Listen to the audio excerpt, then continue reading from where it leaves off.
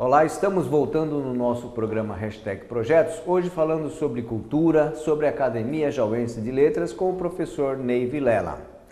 E agora nós vamos falar um pouquinho mais sobre história, mas falar assim, um campo da história assim que a gente, aqui o Ney denominou como tradições inventadas.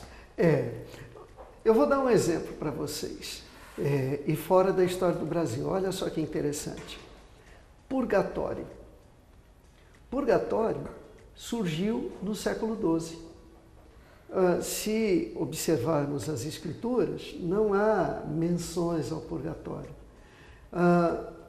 E purgatório veio de outras palavras que estão relacionadas a purgar, a enfrentar, limpar, limpar, purgar, limpar, tirar manchas.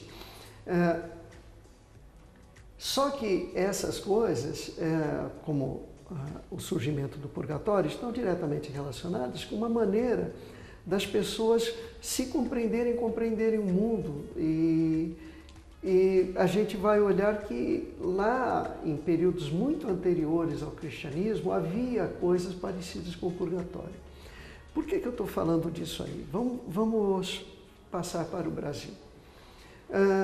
Como é que se constrói a nacionalidade se eu falei para vocês que nós não tivemos povo durante tantos séculos? Essa construção é uma construção artificial. Necessária? Provavelmente. Um exemplo típico desse tipo de construção artificial é o Joaquim José da Silva Xavier, o Tiradentes. Deixa eu perguntar para você.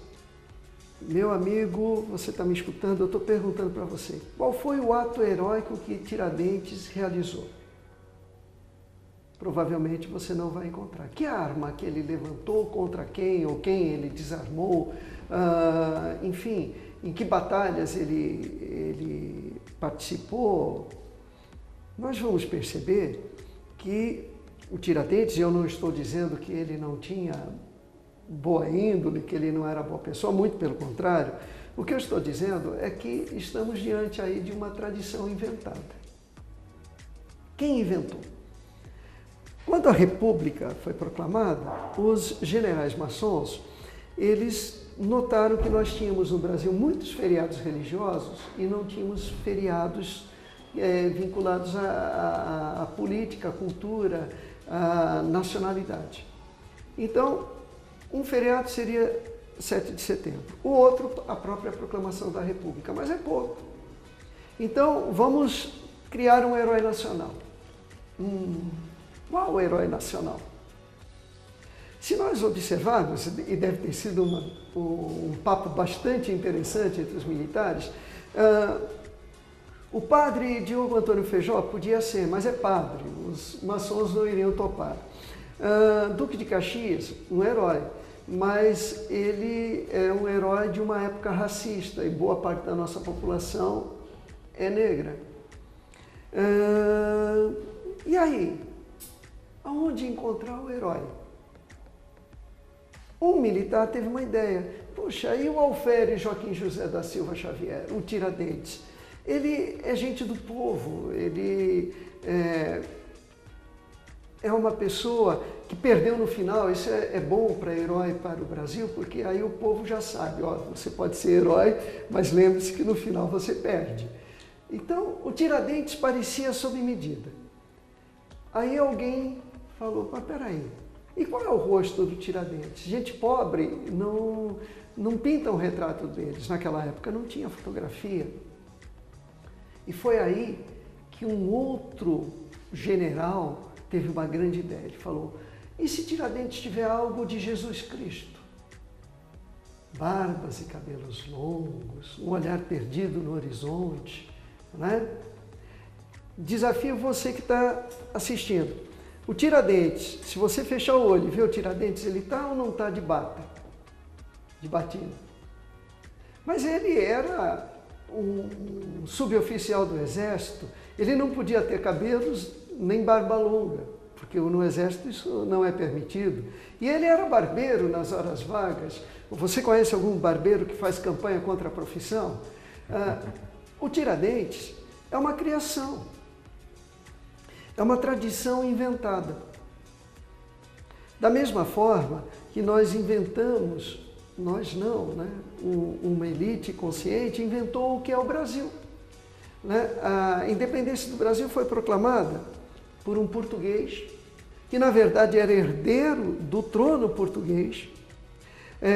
Nós não tivemos confrontos sérios em relação à independência, e eu diria que o povo brasileiro acompanhou a independência meio bestificado, porque muito provavelmente 95% dos brasileiros não sabia do que se tratava. E os próprios escravos, entre independência e liberdade, o que eles prefeririam? Liberdade. Os que proclamaram a independência eram os algozes dos escravos. O povo brasileiro, se pudesse lutar pela independência, talvez lutasse contra.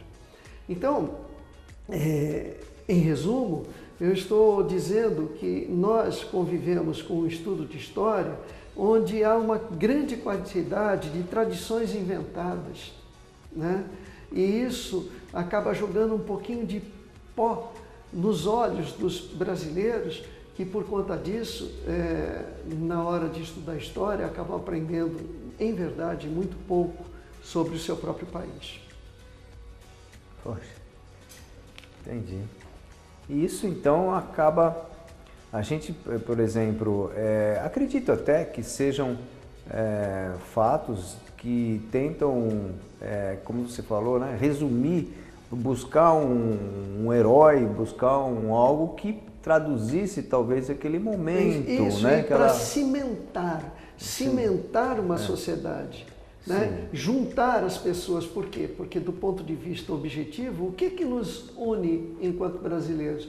Pelo que eu falei, aquele momento atrás que você falou que foi bastante doloroso, né? Não tinha muito o que unir. Eu não estou recriminando os criadores das tradições inventadas. O que eu estou dizendo é que, se nós olharmos a história por esse viés, nós teremos muita dificuldade para compreender o Brasil. É isso que eu estou dizendo. Quem fez, fez com boas intenções ou fez com intenções pragmáticas que são interessantes, mas o resultado é uma história onde a gente não consegue se enxergar dentro dela. Interessante.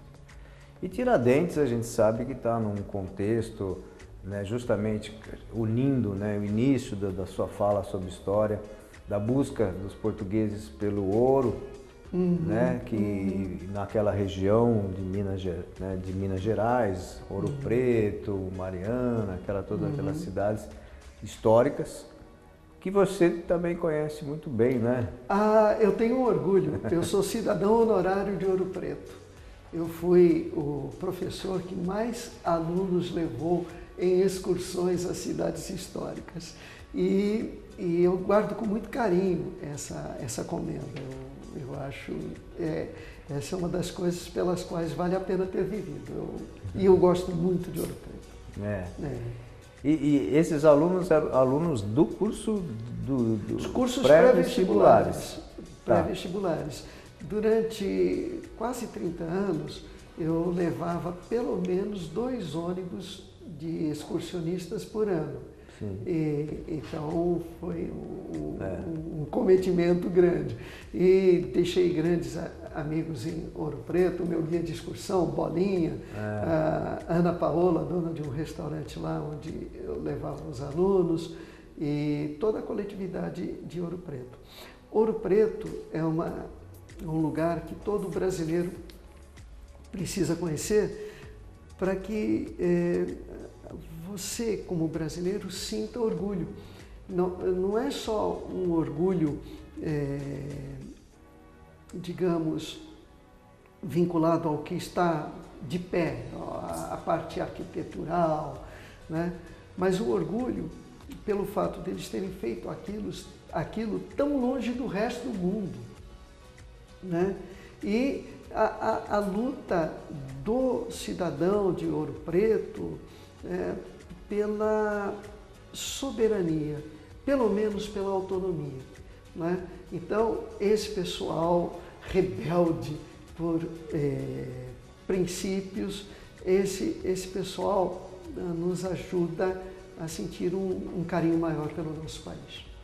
É verdade, você falou uma coisa muito importante, todo mundo deveria ir para Ouro Preto, eu fui algumas vezes, e a gente percebe o quanto valor é dado dos estrangeiros. Exato. Eu lembro que eu vi muito estrangeiros franceses,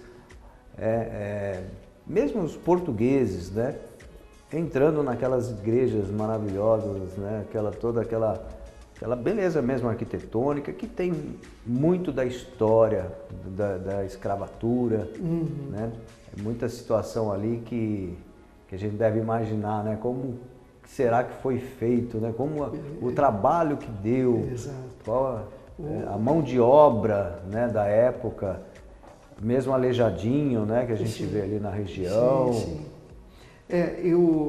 Uma das coisas que eu guardo com muito carinho, uma vez eu estava com um grupo de alunos e havia uma excursão de estrangeiros e o guia, eu percebi, estava com evidente dificuldade para discorrer a respeito dos assuntos especificamente históricos e aconteceu um negócio muito bonito. O guia, ele humildemente veio e me perguntou se eu poderia falar em inglês, né, para os excursionistas que estavam com ele.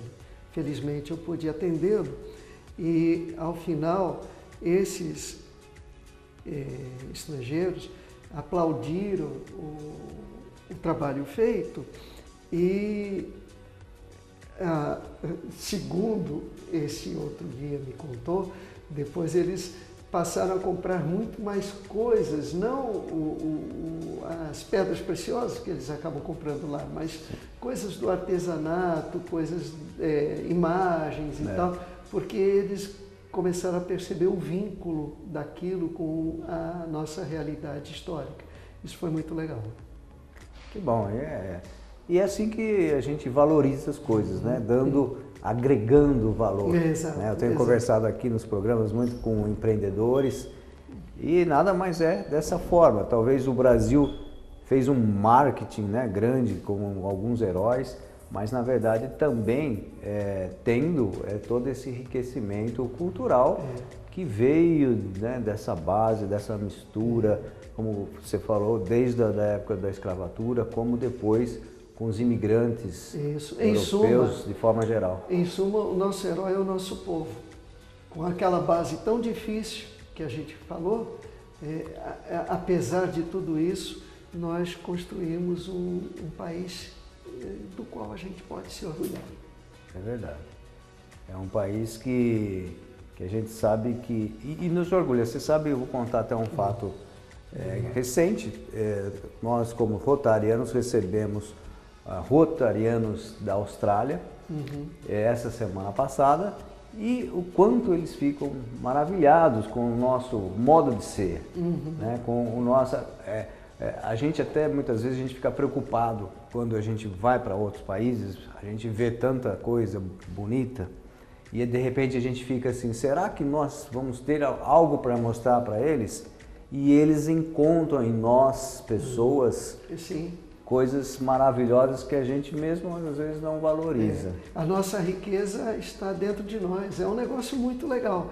Temos uma natureza maravilhosa, temos alguma coisa construída pela mão do homem, mas principalmente nós temos um grande coração. E eu acho que é isso que o estrangeiro, quando sai daqui, ele carrega com ele para sempre. Verdade. Além disso, nós agora já estamos terminando, infelizmente, o programa. Eu acho que eu quero primeiramente agradecer a presença. Eu acho que foi muito gostoso, um programa que trouxe muita informação. E que você passasse, né, uma mensagem final sobre tudo isso, até mesmo ligando a história com os acontecimentos de hoje em dia, né, tanto a nível político. Tá. Vou ser bastante resumido nisso. Olha, todas as grandes dificuldades só podem ser suplantadas pelo saber, pelo conhecimento. E quando eu falo que todas as dificuldades só podem ser ultrapassadas pelo saber, eu não estou falando do saber livresco, do saber diplomado. Eu estou falando daquelas pessoas que se debruçam em relação ao problema e vão encontrar soluções com as ferramentas que elas tiverem à sua disposição. Nós, da Academia Jauense de Letras, apenas estamos torcendo para que a gente contribua com mais ferramentas. É isso. Que bom, Ney. Então, um grande abraço e que a gente continue nessa corrida para a cultura, para o enriquecimento individual e coletivo da nossa comunidade toda jauense. Perfeito, é isso aí. E até um próximo programa #Projetos.